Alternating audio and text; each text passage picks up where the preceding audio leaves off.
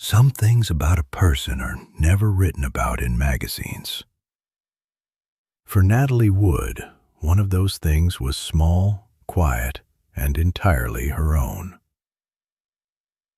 Those who were close to her remembered that she kept a small, worn item on her nightstand, a little keepsake from her childhood, a symbol of faith that had belonged to her mother.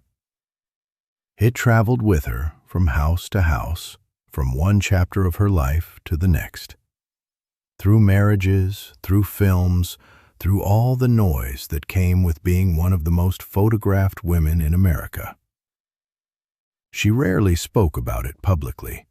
It wasn't part of her image the way her roles or her relationships were. It was simply hers, a quiet thread connecting her to something steady, something that didn't change no matter how chaotic the rest of her life became. Friends remembered that on difficult nights, and there were difficult nights, as there are in most lives, famous or not, Natalie would sometimes simply hold this small item and sit quietly for a while. Not praying out loud necessarily, just being still, connected to something beyond the immediate moment. One friend recalled asking her about it once, gently. Natalie said something simple. She said it reminded her that she wasn't alone, even when everything around her felt uncertain. It's worth sitting with that. A woman surrounded almost constantly by people, co-stars, crew members, photographers, fans. And yet, what gave her a sense of not being alone wasn't any of those people. It was something quieter, something private. That was the realization, even if she never described it in exactly these words. That faith, whatever form it takes for each person, can be a kind of anchor. Not something that fixes everything, but something that holds steady when everything else is moving. Maybe you've felt that too. Maybe there was a time in your life when faith, in whatever way you understood it, was simply part of your days.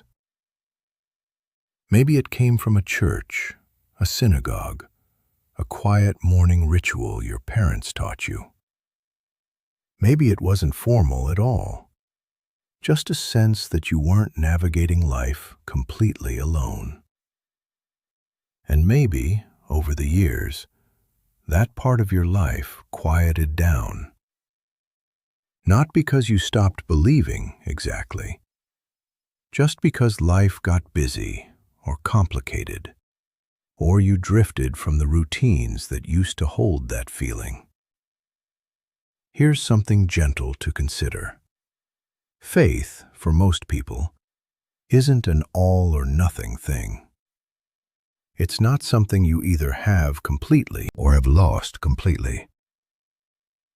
It's something that can be quiet for a while and still be there, waiting, the way an old friend waits, even after a long silence.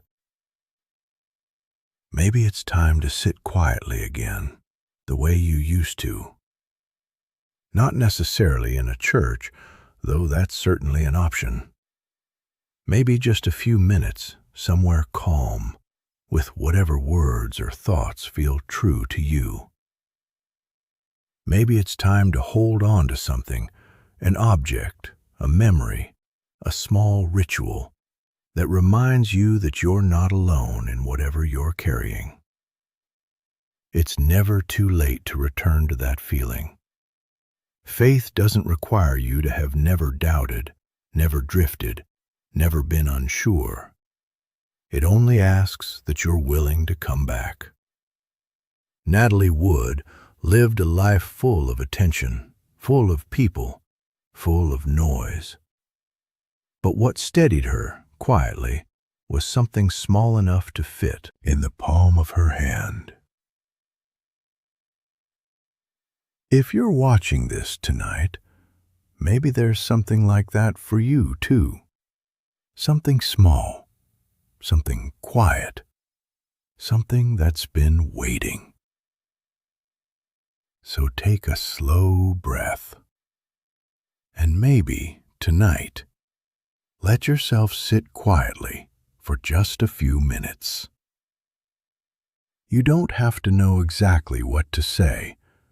Just being still might be enough.